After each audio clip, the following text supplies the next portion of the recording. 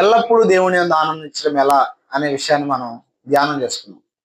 సాధారణంగా మనుషుల యొక్క సంతోషం అనేది ఎలా ఉంటుందంటే పరిస్థితులను బట్టి ఉంటుంది. అంటే ఈ రోజు గనక పరిస్థితులన్నీ బాగున్నాయి అనుకోండి, హ్యాపీ వస్తుంది, చాలా సంతోషపడతాం. మనం అనుకున్నవన్నీ జరుగుతున్నాయి అనుకోండి, అప్పుడు మనకు సంతోషం వస్తుంది. చాలా సార్లు మనం ఏదైనా అనుకున్నప్పుడు అనుకున్నది అనుకున్నట్టుగా జరగకపోతే, లేదంటే మనకు నచ్చనట్లు మనకు వ్యతిరేకంగా మన పరిస్థితులు కనుక వెళుతుంటే, అప్పుడు మనకేంటంటే ఎప్పుడు బాధ అనిపిస్తుంటది. కొన్నిసార్లు మనిషిని అర్థం చేసుకోవాలని లేనప్పుడు, కొన్నిసార్లు ఎవ్వరూ కూడా మనల్ని సరిగా పట్టించుకున్నప్పుడు ప్రజల్లో బాగానే సంతోషంగా సమాధానం ఉంటాం. అంటే నాకు ఎవడో లేకపోతే ఏంటి, దేవుడు ఉన్నాడు అనే ఫీలింగ్ ప్రజల ముందు చూపిస్తాం, సంఘంలో చూపిస్తాం, విశ్వాసంతో మాట్లాడతాం. కానీ వ్యక్తిగతంగా మనం ఏకాంతంగా ఉన్నప్పుడు మన యొక్క స్థితి ఏంటో మనకు తెలిసింది. అందుకే శ్రీశ్రీ అనే భక్తుడు ఒక మాట చెప్పాడు. భక్తుడిగా సారీ కవి ఏం చెప్పాడంటే, నాకు తెలిసింది నేను వేరు, మీకు తెలిసింది నేను వేరు. నాకు తెలిసింది నేను, మీకు తెలిస్తే మీరు నన్ను ప్రేమించరు అని చెప్పాడు. అంటే దాని అర్థం ఏంటంటే, సమాజానికి కనపడే మనం వేరుగా ఉంటాం. ఏకాంతంగా ఉన్నప్పుడు మనం ఏంటో మనకు తెలిసింది, మన పరిస్థితులు ఏంటో మనకు తెలుస్తాయి. అలాగే కొన్నిసార్లు వ్యతిరేకమైన పరిస్థితులు గుండా వెళ్తున్నప్పుడు అందరి మధ్యన సంతోషంగా ఉన్నట్టు కనిపిస్తారు, కానీ లోపల దుఃఖపడే వాళ్ళు చాలా మంది ఉంటారు. మనల్ని చూసిన వాళ్ళు అనుకుంటారు వాళ్ళకేంట్రా బాగానే ఉన్నారు అని. కానీ మనకు తెలిసింది మన పరిస్థితులు ఏంటో అని. అయితే ఎందుకు ఈ విషయం చెప్తున్నానంటే, లోకానుసారమైన వ్యక్తులకైతే పరిస్థితులను బట్టి సంతోషం కలిగిద్ది, పరిస్థితులను బట్టి దుఃఖం కలిగిద్ది. కానీ ఆత్మ సంబంధంగా వాక్యాన్ని వెంబడించే మనం ప్రతి పరిస్థితిలో సంతోషంగా ఉండాలి. ప్రతి పరిస్థితి అంటే అన్నిటిలో, 1, 2, 3 కాదు. ప్రతి పరిస్థితిలో సంతోషంగా ఉండాలని ఎందుకు చెప్తున్నానంటే, తప్పకుండా మనకు విజయాన్ని దయచేసిన దేవుడు ఉన్నాడు. నా మాట ఇక్కడ బాగా అర్థం చేసుకోండి. విజయాన్ని దయచేయు దేవుడు అనలేదు, విజయాన్ని దయచేసిన దేవుడు అని చెప్పాడు. దయ చేయడానికి చేసిన దానికి చాలా తేడా ఉంది. దయ చేస్తాడు అంటే ఫ్యూచర్, దయ చేశాడు అంటే ఫాస్ట్. ప్రజెంట్. ప్రజెంట్ ఇచ్చేసాడు ఆల్రెడీ, అంటే ఇప్పుడే ఇచ్చాడు. అవునా కదా? అంటే ఎందుకు ఈ విషయం చెప్తున్నానంటే, చాలా సార్లు దేవుడు మనకు కనపరిచిన మేలులు, దేవుడు మనకు సిద్ధపరిచినవి ఎప్పుడు కూడా మన కంటికి వెంపడే కనపడవు. అందుకే భక్తులు కానీ వాక్యం కానీ ఏం చెప్తుందంటే, దేవుడు దాచిపెట్టిన మేలు అంట కంటికి కనపడవు, హృదయానికి గోచరించవంట, చెవులకు కూడా వినపడవంట. ఏ సమయం వచ్చిందో ఆ సమయంలో అవి ఏమవుతాయంటే బయటకు వస్తాయి. అందుకే పొద్దున మా చర్చిలో ఒక ఎగ్జాంపుల్ చెప్పాను. దేవుడు ఒక మనిషిని భూమి మీదకి పంపించేటప్పుడు, లేదా తండ్రి గర్భంలో మనము కడమగా ఉంటాం. ఫస్ట్ స్టార్టింగ్ లో మనం అందరం కూడా, స్త్రీ అయినా పురుషుడైనా సరే, తండ్రి గర్భంలో ఒక చిన్న కణంగా ఉంటాం. మన శరీరంలో అనేకమైన కణాలు ఉన్నాయి. అనేకమైన కణాల్లో చాలా చిన్న కణం ఏంటంటే శుక్ర కణం. ఈ శుక్ర కణంలోనే స్త్రీ కానీ పురుషుడు కానీ ఉంటాడు. అయితే ఈ చిన్న కణముగా ఉన్నప్పుడే ఈ కణంలో మన డిఎన్ఏ డేటా అంతా కూడా స్టోర్ అయి ఉండేది. అంటే నువ్వు ఎప్పుడైతే స్త్రీ యొక్క అండంతో ఏకమయ్యి పిండోత్పత్తి జరిగిందో, ఆ జరిగిన తర్వాత ఈ కణము ఎలా రూపాంతర చెందాలి, ఎంత హైట్ రావాలి, ఎంత వెయిట్ ఉండాలి, ఏ కలర్ ఉండాలి అనేది ఆల్రెడీ ఆ కణంలోనే డిజైన్ చేయబడుతుంది. ఇప్పుడు మనం పుట్టంగానే మనము ఆశించినంత విధంగా, దేవుడు ఆ కణంలో పెట్టినంత విధంగా మారిపోం. 6 అడుగులు ఉండేవాడైనా ఎంత ఎంత ఎంత ఎన్ని అడుగులు పడతాడు? మహా అయితే అడుగున్నర, లేదంటే 2 అడుగులు పడతాడా? అంత పుట్టడు, జస్ట్ కొంచెం చిన్న బేబీగా పడతాడు. అయితే ఇప్పుడు వీళ్ళు హైట్ ఎక్కడుంది? ఎక్స్పెషల్గా దేవుడు అన్న తర్వాత వచ్చి సాగదీస్తాడా? కొన్ని అన్న మనుషులు ఏమన్నా దారాలు కట్టి సాగదీస్తారా? సాగదీవరు. సమయం వస్తుంది, సిద్ధపరచబడిన ఒక డేట్ వస్తుంది. అప్పుడు ఏమైందంటే వాడిలో ఉన్నవన్నీ కూడా బయటికి రావడం స్టార్ట్ అవుతాయి. పళ్ళు ఉంటాయి, మనలో పళ్ళు ఎక్కడ ఉంటాయి? ఫస్ట్ లోపలే ఉంటాయి. 6 నెలల తర్వాత ఏమైందంటే ఆ పళ్ళు మెల్లమెల్లగా బయటికి రావడం స్టార్ట్ అవుతుంది. దేవుడి యొక్క కార్యాలు కూడా అంతే. మనకు ఆల్రెడీ దేవుడు అన్నీ ఇచ్చాడు, ఎక్స్పెషల్గా ఏమీ చేయడు. ఎందుకంటే మనం చాలా మంది అనుకుంటుంటాం, నేను అప్పుడు ఏదో చర్చికి వెళ్ళాను కాబట్టి దేవుడు నన్ను పట్టుకున్నాడు. చాలా మంది అనే మాట ఏంటంటే, మమ్మ నన్ను చిన్నప్పుడు సమర్పించింది, ఏది మేమెవరం పుట్టక ముందే, కాబట్టి దేవుడు పట్టుకున్నాడు అని మాట్లాడినాడు చాలా మంది అన్నారు. కానీ గుర్తుపెట్టుకోండి, నువ్వు మందిరానికి వస్తున్నావు అంటే దేవుడు నిన్ను పట్టుకున్నాడు అంటే నువ్వేదో ఆయన దగ్గరికి వెళ్ళావని కాదు, నువ్వేదో తీర్మానం చేసుకుంటున్నావని కాదు. ఆయన ప్రేమ వాక్యము ద్వారా స్పష్టంగా మనతో మాట్లాడుతున్న మాట ఏంటంటే, జగత్తు పునాది వేయబడక ముందే క్రీస్తులో ఆయన మనల్ని ఏర్పరచుకున్నాడు. అంటే ఎప్పుడు ఏర్పరచుకున్నాడు ఆయన? అంటే ఎప్పుడు నువ్వు నేను కావాలని నేను కోరుకున్నానంటే ఈ జగత్తును సృష్టించక ముందే పలానా వ్యక్తి ఉంటాడు, ఆ వ్యక్తి నా కొరకు ఇలా చెయ్యాలని ఆల్రెడీ డిజైన్ చేశాడు దేవుడు. విజయాన్ని ఆల్రెడీ సిద్ధపరిచాడు దేవుడు. అయితే చాలా సార్లు ప్రస్తుత పరిస్థితులను బట్టి మనం ఎన్ని వాక్యాలు విన్నప్పటికీ, ఎంత విశ్వాసాన్ని కలిగి ఉన్నప్పటికీ కూడా కృంగిపోవడం అనేది సర్వసాధారణం కొన్ని పరిస్థితులను బట్టి. ప్రతి మనిషికి కూడా మోటివేషన్, డిమోటివేషన్ అనేది ఖచ్చితంగా ఉంటుంది. మోటివేషన్ అంటే ఏంటంటే ఒక ఉజ్జీవాన్ని కలిగి ముందుకెళ్ళాలి అనే స్వభావం ఉంటుంది ఫస్ట్ లో. ఆ స్వభావం జీవితాంతం కంటిన్యూ అయిద్ది అనే గ్యారంటీ ఏమి లేదు. ఇప్పుడు ఆత్మీయంగా ఉన్నవాడు 10 రోజుల తర్వాత ఆత్మీయత కోల్పోతాడని గ్యారంటీ, కోల్పోవడానికి గ్యారంటీ లేదు. ఇప్పుడు భ్రష్టుడైన వాడు 10 రోజుల తర్వాత పరిపూర్ణమైన ఆత్మీయుడు అవుతాడు లేదా అవ్వడు అని కూడా మనం చెప్పలేం. ఎందుకంటే ఖచ్చితంగా దేవుడు వారి స్థితిగతులను మారుస్తాడు. ఏ మనిషి తనంతట తన ఆత్మీయతను మెయింటైన్ చేయలేడు, కానీ దేవుడు ఆ వ్యక్తికి అలాంటి శక్తి సామర్థ్యాన్ని దయచేస్తాడు. అయితే ఎందుకు ఈ విషయాలను నేను ప్రస్తావనలోకి తీసుకొస్తున్నానంటే, మనము ఏ పరిస్థితిని బట్టి అయినా సరే లోకానుసారంగా మన దృష్టితో మనం చూసి ఎన్నడూ కృంగిపోవడానికి వీల్లేదు. ఎందుకంటే దేవుడు కొన్నిసార్లు మన ముందుకు అనుమతించే పరిస్థితులు ఎలా ఉంటాయంటే మనల్ని కృంగదీసేటట్లు అనిపిస్తుంది, మనం ఓడిపోయామని అన్నట్లు అనిపిస్తుంది.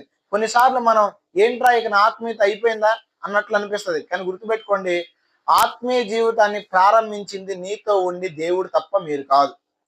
చాలా మంది ఏమనుకుంటారంటే నేను స్టార్ట్ చేశాను, నేను దేవుని వెంబడిస్తున్నాను, నేను దేవుని ప్రేమిస్తున్నాను అనుకుంటారు. కానీ సీక్రెట్ ఏంటంటే నువ్వు ఆత్మీయతలో ముందుకు వెళుతున్నావు అంటే అర్థం ఏంటంటే నువ్వు స్టార్ట్ చేయబట్టి కాదు, ఆయన నీతో కలిసి నడుస్తున్నాడు కాబట్టి నువ్వు నడవగలుగుతున్నావు.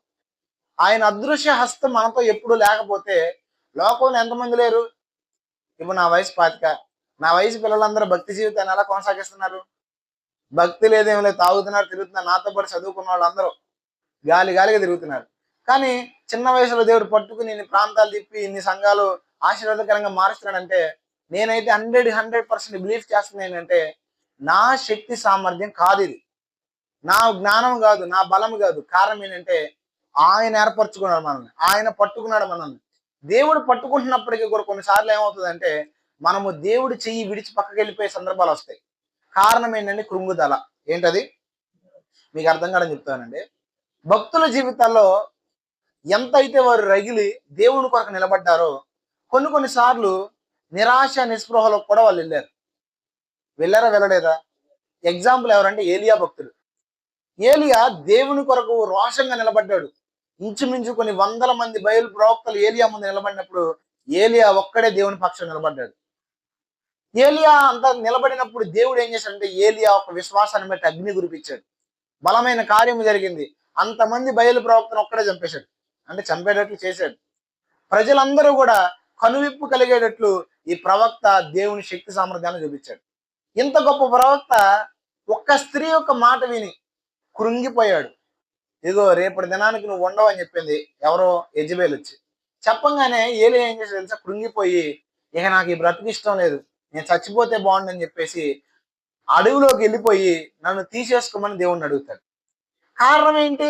భక్తుడే కదా, బలమైన కార్యాలు చేసిన వ్యక్తే కదంటే ఖచ్చితంగా కొన్నిసార్లు నిరాశ వస్తుంది, కొన్నిసార్లు నిస్పృహలోకి మనం వెళ్తాం, పరిస్థితి ఏంటి అనేది అర్థం కాని స్థితిలోకి వెళ్తాం.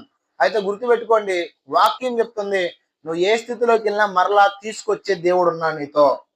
నీ అంతటి నువ్వు రాలేవు, నీ అంతటి నువ్వు బాగుపడలేవు, కానీ ఖచ్చితంగా నిన్ను బాగు చేస్తాడు ఆయన.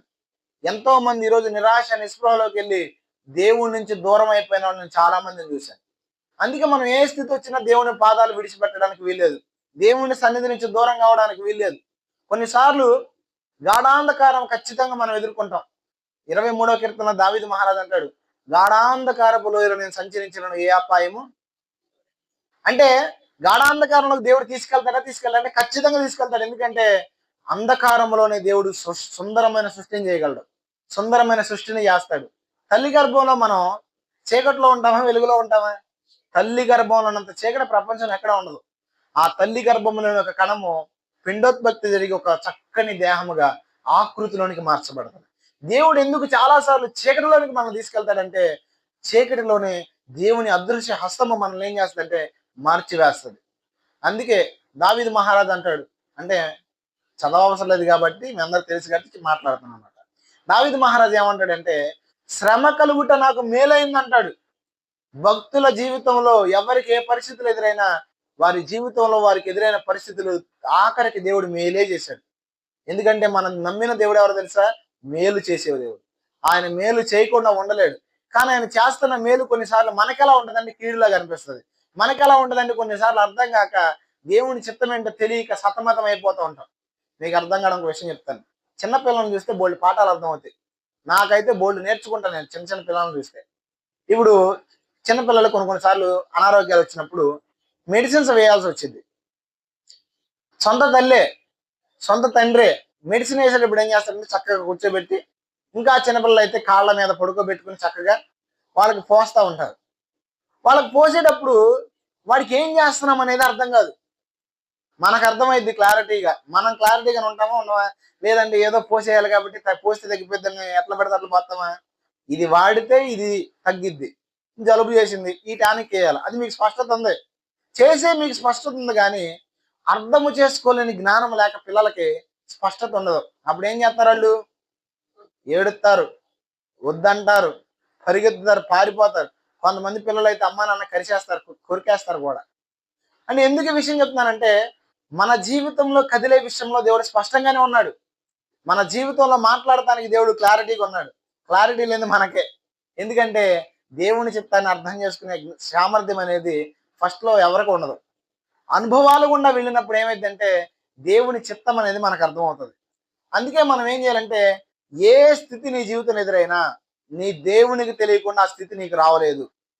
ఆత్మీయంగా నువ్వు అభివృద్ధిలోకి వస్తున్నా, కొన్నిసార్లు ఆత్మీయ క్షీణత వస్తున్నా, నువ్వు చేయాల్సిన పని ఏంటి తెలుసా? దేవుని సన్నిధిని విడిచిపెట్టకుండా ఉండడమే. నువ్వు ఆత్మీయుడిగా ఉన్నా దేవుని సన్నిధిలోకి వెళ్ళాలా, ఆత్మీయతలో లేకపోయినా దేవుని సన్నిధికి వెళ్ళాలా. చాలా మంది ఆత్మీయతలో డౌన్ అవుతున్నప్పుడు దేవుని దగ్గరికి వెళ్ళబుద్ధి అవ్వదు. ఏం దేవుళ్ళే, ఏం ప్రార్థన చేస్తాను, ఈ ఫీలింగ్స్ వస్తాయి. కానీ గుర్తుపెట్టుకోండి, భక్తులు కూడా పడిపోయారు. భక్తుల జీవితాల్లో కూడా నిరాశ వచ్చింది. అయినప్పుడు ఈ భక్తులు ఎవరు కూడా నిరాశ నిస్పృహకి వెళ్ళ కారణం ఏంటంటే భక్తులకు ఒక విషయం తెలుసు, మరలా తిరిగి బాగు చేసేది ఆయనే అని. మీకు అర్థం కావడానికి ఒక విషయం చెప్తాను. ఇప్పుడు మీలో ఎవరికైనా బైకులు కానీ సైకిల్ కానీ ఉన్నాయి కదా, ఉంటాయి కదా. కొనేది ఎవరో మనమే, నడిపేది ఎవరో మనమే. రిపేర్ వస్తే మనం ఏం చేస్తాం? ఎందుకని? బాగు చేసేవాడు ఆడాడు కాబట్టి. జీవితం మందే, జీవించేది మనమే. కొన్నిసార్లు మన జీవితంలో మనం నష్టపోతున్నప్పుడు, జీవితం సరిగా లేనప్పుడు జీవితాన్ని బాగు చేయగలిగిన దేవుడి దగ్గరికి రావాలి. అప్పుడే ఖచ్చితంగా జీవితం బాగుద్ది. సొలొమోను అందుకే చెప్తున్నాడు మనకి ఎలాంటి పరిస్థితులైనా ఎలా ఉండాలి అని. చూడండి, ప్రసంగి గ్రంథం 11వ అధ్యాయం 8వ వచనం. కొన్ని వచనాలు మాత్రం చదివిస్తాను. ప్రసంగి గ్రంథం 11వ అధ్యాయం 8వ వచనం.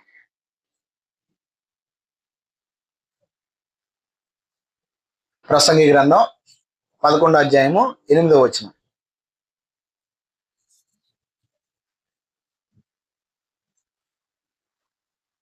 సామెతల గ్రంథం పక్కన ఉంటది. కీర్తన గ్రంథం, సామెతల గ్రంథం, ప్రసంగి గ్రంథం ఉంటది అనమాట. 11వ అధ్యాయం 8వ వచనం నేను చదువుతానండి.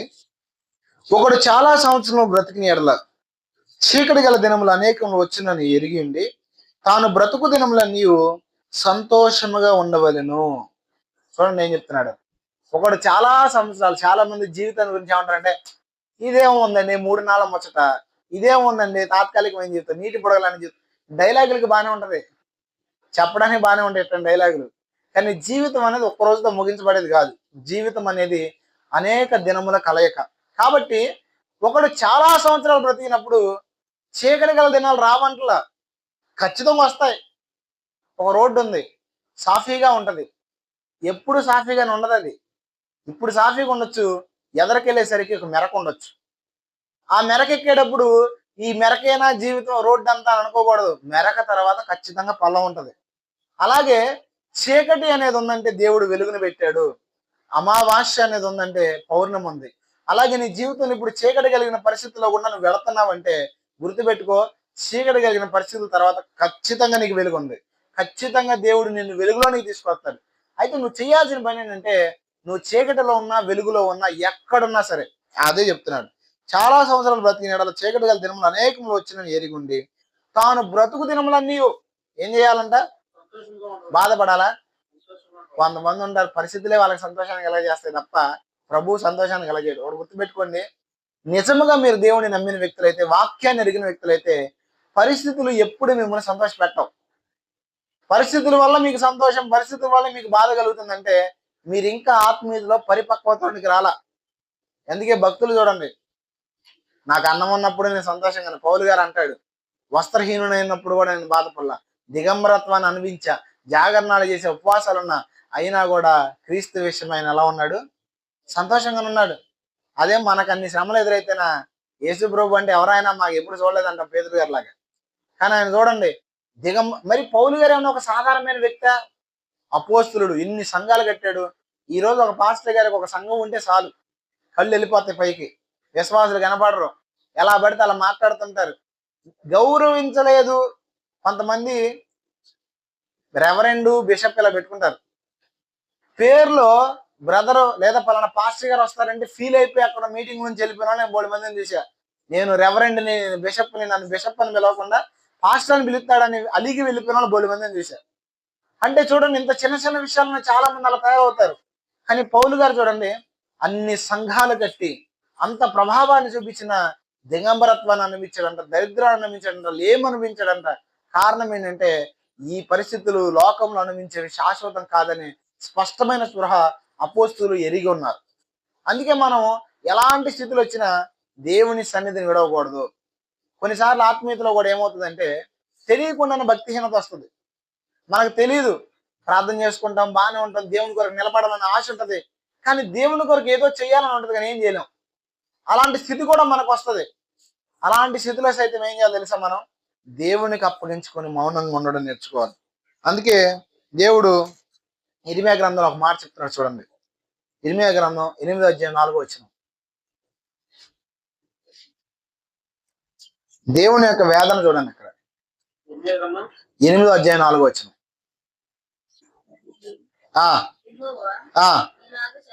దేవుడు ఇలా చెబుతున్నాడు, ఏమని? ఎవరి గురించి చెప్పమంటున్నాడు? దేవుడు ప్రవక్త అయిన ఇర్మియాతో మాట్లాడుతూ మనుషులతో చెప్పమంటున్నాడు. సాధారణంగా మనుషులు పడి తిరిగి లేవకుందిరా, తొలగిపోయిన తర్వాత మనుషులు తిరిగి రారా, విశ్వాస ఘాతకులై. చూడండి ఇక్కడ, ఇప్పుడు దేవుడు ఏమంటున్నాడంటే, రే మీరెవరో నా ప్రజలు, మీరు అసలు పడిపోవచ్చా, మీరు అసలు నా నుంచి తొలగిపోవచ్చా అని అంటలా. రే బాబు, మనుషులు మీరు మనుషులు అయినప్పుడు పడరా? దేవుడే అంటున్నాడు, నేను అంటలే. ఇక్కడ ఏమంటున్నాడు?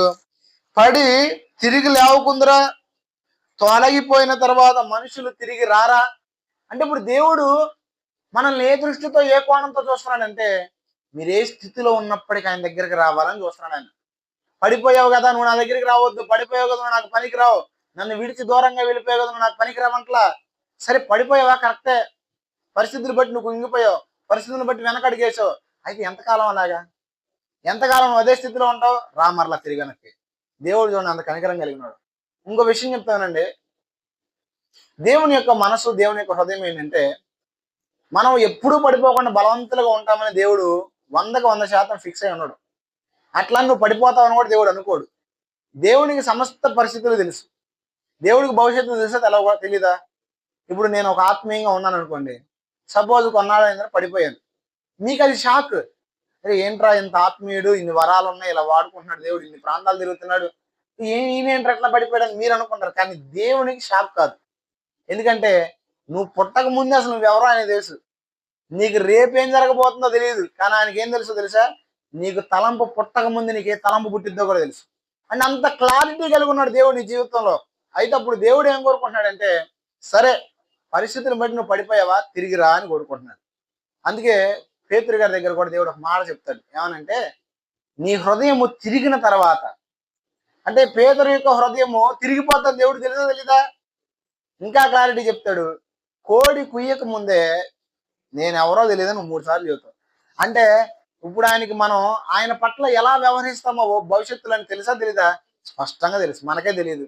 మనం ఏమనుకుంటాం అంటే 4 రోజులు ప్రార్థన చేసుకుని 5 రోజులు వాక్యం చదువుకుంటే నా అంత వీరుడు ఎవరు లేడు ప్రపంచంలో, నా అంత భక్తుడు ఎవరు ఫోజు కొడతాం. కానీ దేవుడికి నీ ఫోజులు ఏంటో తెలుసు, నువ్వు ఎంతవరకు నిలబడతావు, నీ కెపాసిటీ ఏంటో కూడా తెలుసు ఆయనకి. అయితే ఇక్కడ గుర్తుపెట్టుకోవాల్సిన విషయం ఏంటంటే, ఏ స్థితిలోకి మనం వెళ్ళినా, ఉన్నతమైన స్థితిలోకి వెళ్ళినా, లేమిలోకి వెళ్ళినా, ఆత్మీయంగా ఎదిగినా పడిపోయినా మరలా తిరిగి నిలబడాలి. ఇప్పుడు సపోజ్ చెప్తున్నాను, పేతురు గారు ఉన్నాడు. దేవుడు ఆ టైంలో పరిస్థితిని బట్టి భయపడ్డాడు, పరిస్థితిని బట్టి కృంగిపోయాడు. కృంగిపోయి ఏం చేశాడు? యేసుప్రభు ఎవరు నాకు తెలియదు అన్నాడు భయపడి. అవునా కదా? పడిపోయి అలా భయపడి అలా అన్నవాడు ఏం చేశాడంటే తిరిగి వెంపడే పశ్చాత్తాపడ్డాడు. ఆ సమయంలో యేసుప్రభు శిలువ సమయంలో ఇద్దరు వ్యక్తులు పశ్చాత్తాపడ్డారు.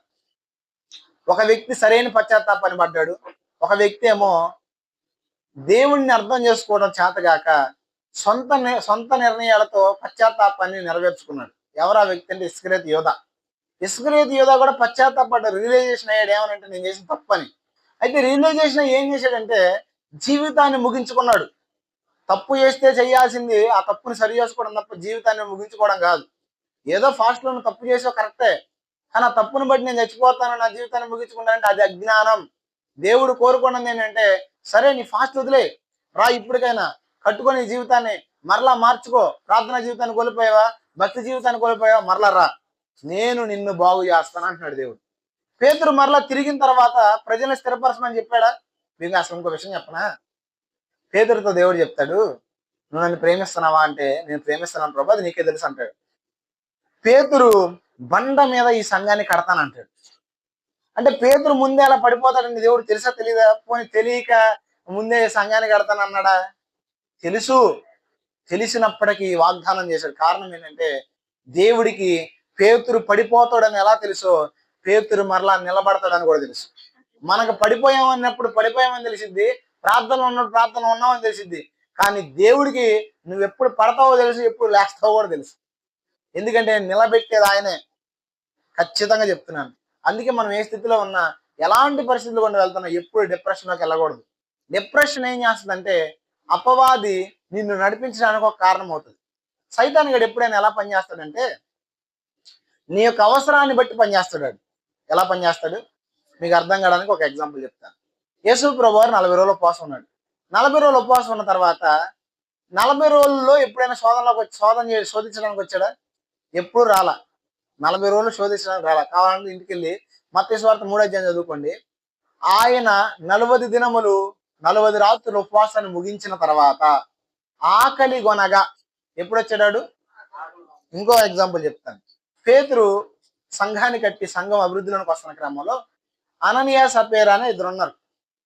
అననీయ సపేరా ఇద్దరిలో ఒక ఆయన ఏం చేశాడంటే, ఆ ఇద్దరు ఏం చేశారంటే భార్యాభర్తలు కొంత ధనాన్ని దాచుకుని కొంత ఇస్తారు, మేము మొత్తం ఇచ్చేసామని చెప్తారు. అప్పుడు పేతురు గారు చెప్తాడు, సాతాను నిన్ను ప్రేరేపించడానికి ఎందుకు నీ హృదయాన్ని ఇచ్చావని.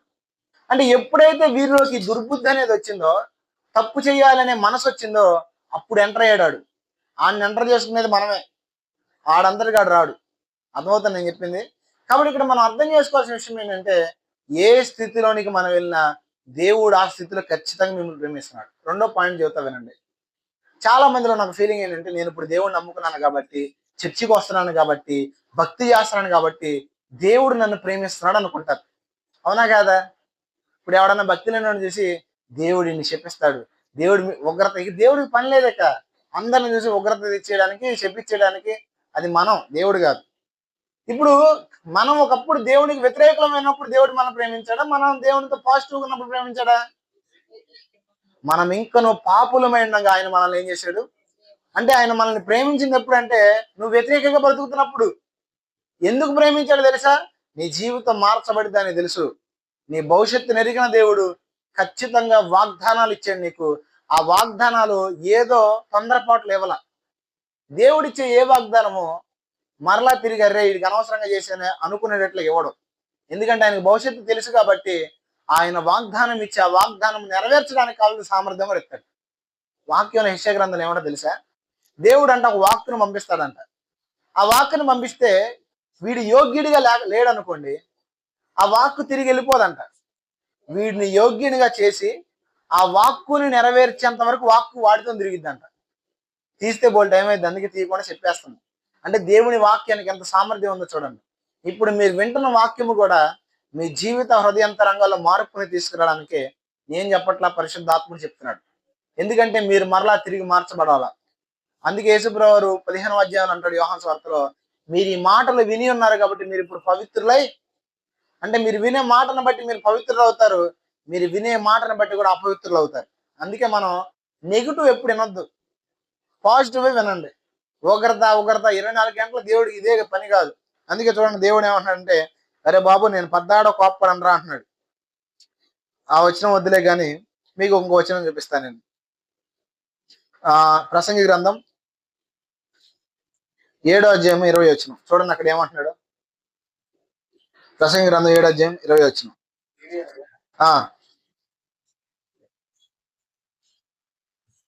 పాపము చేయక మేలు చేయుచుండు నీతిమంతుడు భూమి మీద ఒకడైనా లేడు. ఆగండి. పాపము చేయక మేలు చేయుచుండు నీతిమంతుడు భూమి మీద. అంటే భూమి మీద ప్రతి ఒక్కరు ఎవరో ఒకప్పుడు. అందుకే వాక్యం కూడా చెప్తుంది, ఏ భేదము లేదు, అందరూ పాపం చేసి దేవుడికి అనుగ్రహించి మహిమను పొందలేకపోతున్నారు. ఇప్పుడు మనం నీతిమంతులుగా మార్చబడ్డాం. దేనివల్ల అంటే యేసు ప్రభు రక్తం వల్ల. అయితే నీతిమంతులుగా మార్చబడినప్పుడు కూడా పడిపోయే అవకాశం ఉందా? నీతిమంతులుగా మారినప్పటికీ, పరిశుద్ధాత్ముడు నీలో ఉన్నప్పటికీ కూడా ఆత్మీయతలో వెనక్కి వెళ్ళే అవకాశం ఉందంటే ఖచ్చితంగా ఉంది. ఎందుకో చెప్పనా?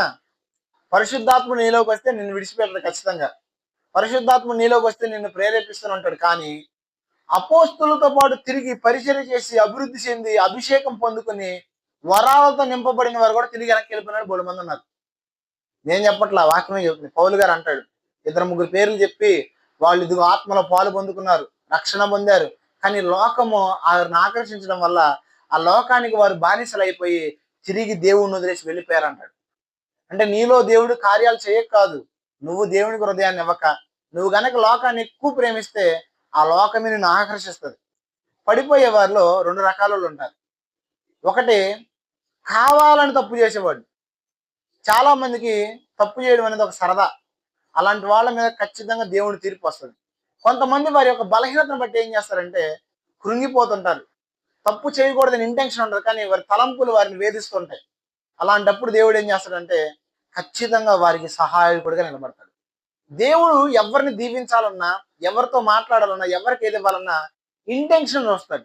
ఏం చూస్తాడు? నువ్వేదో ఉపవాసం ఉన్నావని దేవుడు ఎవడో. చాలా మంది అంటారు, ఏడో ఉండి ఉపవాసం ఉన్నా అంటే దేవుడు అని పిచ్చోడా? మీరు ఉపవాసం ఉండి ఏడవగానే ఇచ్చేయడానికి? అంతే కదా. మీరు ఉపవాసం ఉండి ఏడిచేస్తే మీకు ఇచ్చారంటే ప్రపంచంలో బోల్డ్ మంది బోల్డ్ కోరుకుంటున్నారు. దేవుడికి తెలుసు. అలా ఇచ్చేసేవాడైతే నువ్వు శ్రమ పడతంటే దేవుడు చూడలేదా? అప్పుడే ఇవ్వచ్చు కదా. దేవుడు ఏది ఇచ్చినా ఇంటెన్షన్ అంటే మీకు అర్థం కాదని చెప్తా. మీ మనసులో ఒకటి దేవుడిని అడుగుతున్నారంటే ఏ ఉద్దేశంతో అడుగుతున్నారు? అన్నా ఉంది, పిల్లవాడిని మనిషి అనా సంవత్సరాలు అడిగింది. ఎందుకు అడిగిందంటే నిందపోవడానికి, వడ్రాలనే పేరు తొలగిపోవడానికి నా పిల్లల్ని ఏమని అడిగింది. అన్నాళ్ళు దేవుడు చూద్దాంలే అన్నాడు. ఎప్పుడైతే అన్న, అయ్యా నీ కొరకు పెంచడానికి ఒక వ్యక్తి కావాలా, నీ కొరకు నిలబట్టడానికి ఒక ప్రవక్త కావాలని దేవుని చిత్తాన్ని ఎరిగి దేవుని యొక్క చిత్తాన్ని జరిగించడానికి పూనుకుందో, ఆ ఇంటెన్షన్ చూసిన దేవుడు ఏం చేశాడంటే హన్నా గర్భాన్ని తెరిచి హన్నా నిందను కూడా తొలగించాడు. చాలాసార్లు మనం భక్తిహీనతలో ఉన్నప్పుడు దేవుడు చూసేది ఏంటంటే మన యొక్క మనసు తిరిగి నిలబడాలి, తిరిగి దేవుని కొరకు బ్రతకాలి అనే ఆశ కనుక నీలో ఉంటే ఆయన ఏం చేస్తాడంటే మరలా తిరిగి నేను నిలబెడతాడు. అది చాలా మంది ఎలా ఉంటారంటే ఇక పడిపోయాం కదలే. మీకు అర్థం కాని ఒక విషయం చెప్తాను. మీరు వైట్ అండ్ వైట్ వేసుకుని కావాలని అబ్జర్వ్ చేసుకోండి, ఎక్కడ పెడితే అక్కడ కూర్చోలేరు. బాగా కుర్చీలో కూర్చున్న సార్ చూసుకుంటారు ఈ దుమ్ము ఉందా ఏముంది అని. అదే మీరు పొలం పనులకి వెళ్ళి బురద అయిన వాళ్ళని చూడండి, ఎక్కడ పడితే అక్కడే కూర్చుంటారు. గట్టి మీద కూర్చుంటారు, అవసరమైతే నార దెబ్బలు కనుక నారదొడ్లు వేసుంటే ఆ దెబ్బల మీద కూర్చుంటారు. ఎందుకు? ఆల్రెడీ మురికి అంటింది కదా, ఏం కాదులే అని. మనిషి ఫీలింగ్స్ కూడా అంతే. ఒక్కసారి పాపంలో పడినాక చేసాం కదలే ఏం కాదు, ఈ ఇంటెన్షన్ వచ్చి ఏమైందంటే ఇంకా విస్తారమైన పాపాల్లోకి మనిషి నా ఇంటెన్షన్ ఇడిచిపోతుంది. అది కాకుండా నువ్వు ఎప్పుడైతే పాపంలోకి వెళ్ళావో, పశ్చాత్తాపడి మరలా దేవుని దగ్గర నీ జీవితాన్ని సరి చేసుకుంటావో, అప్పుడు దేవుడు ఏం చేస్తాడంటే ఖచ్చితంగా మరలా ఇచ్చేస్తాడు నీకు. ఏంటది? కోల్పోయిన ఆత్మీయతను. అందుకే కీర్తన గ్రంథంలో చెప్తున్నా చూడండి, 24వ అధ్యాయం 16వ వచనం. సారీ, కీర్తన కాదు, సామెతలే. 24వ అధ్యాయం 16వ వచనం.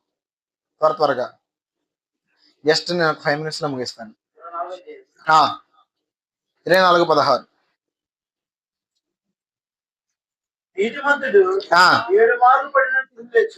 నీతి మంత్రుడు పడడం అసలు అనందా? పడినా తిరిగి లేగిస్తాడు అనందా? అంటే నీతి మంత్రులు పడతారా అంటే పడతారు. వస్తుంది. అందుకే మనం తొందరపడి ఎవరిని జడ్జి చేయకూడదు. ఒకటి గుర్తుపెట్టుకోండి, నేను మా సంఘానికి ఒకటే నేర్పించాను. సంఘంలోకి భక్తి పరులు వస్తారు, భక్తి లేని వాళ్ళు వస్తారు. పవిత్రులు వస్తారు, పవిత్రత లేని వాళ్ళు వస్తారు. నువ్వు పవిత్రుడు అయినప్పుడు ఏం చేయాలంటే, పవిత్రత లేని వాడిని చూస్తే నీకు భారం కలగాలి. అసలైన క్రైస్తవ జీవితం అది.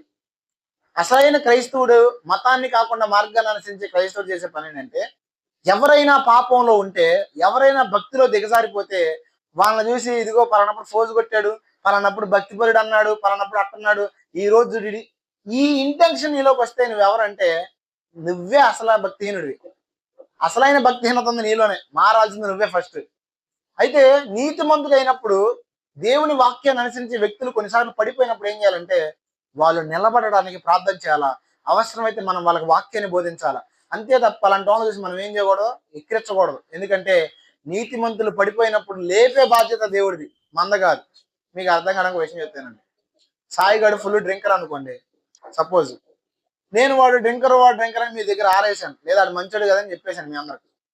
వాడు ఇప్పుడు దేవుడు నమ్ముకుని మారు మనసు పొందాడు. మీ దృష్టిలో వాడు ఏమవుతాడంటే డ్రింకరే అవుతాడు, ఎందుకంటే నేను చెప్పేశాను కాబట్టి. ఇప్పుడు దేవుడు నాకు ఒక జడ్జిమెంట్ తీరుస్తాడు ఏంటంటే, వాడి వాడి విషయం నీకు ఎందుకు అని. ఎందుకంటే వాడిని మార్చింది ఎవరో. అంతేకాదు, ఇప్పుడు నేను తీర్పు తీర్చాను, వాడి మీద ఒక మచ్చ వేసాను. వాడు మారిన తర్వాత దేవుని సన్నిధిలో నుంచి అది ఏమవుతుంది, కొట్టివేయబడుతుంది. కానీ ప్రజల హృదయాల్లో నా వల్ల ఏమవుతుందంటే ముద్ర వేయబడుతుంది. కాబట్టి దేవుడు ఇంటెన్షన్ చూస్తాడు, దేవుడు మనం మాట్లాడే మాటను చూస్తాడు. అందుకే మనం ఎప్పుడు ఎవరిని తక్కువ చేయకూడదు. మనకి ఏ పరిస్థితులు వచ్చినా ఒకటి దేవుడి మీద ఆధారపడాలి. అందుకే భక్తులందరూ చూడండి, పాటలు కానీ, రాసిన పాటలు కానీ, వారి ప్రార్థన కానీ, భక్తిహీనతలో ఉన్నప్పుడు కూడా దేవునికి మొరపెట్టారు. నాతో నీవు మాట్లాడినచో నే బ్రతికేదను ప్రభు అనే పాట ఉంటుంది. తప్పిపోయాను, మరలా తిరిగిపోయాను, దొడ్డి నుంచి వేరైపోయాను, నాలో జీవం లేదు. చూడండి ఆ పాట ఎంత బాగుంటుందో. పొద్దున్న నేను చర్చిలో కూడా కొత్తగా పాడాను అనమాట. అంటే పాత పాటే, కానీ ఎందుకు చెప్తున్నానంటే, మనలో ఏ స్వభావం వచ్చినా దేవునికి అప్పగించడం నేర్చుకోండి. భక్తిలో అప్పగించుకోండి, భక్తిహీనతలు అప్పగించుకోండి. రెండవది ఏంటంటే, సహవాసం నుంచి ఏ స్థితిలో కూడా దూరం అవ్వద్దు. బాధ కలిగినప్పుడు కొంతమందికి ప్రార్థన చేయబుద్ధి అవ్వదు, కొంతమందికి సంతోషంగా ఉండే ప్రార్థన చేయబుద్ధి అవ్వదు. విచిత్రం. అంటే ఒక్కొక్కడు ఒక రకం అనమాట.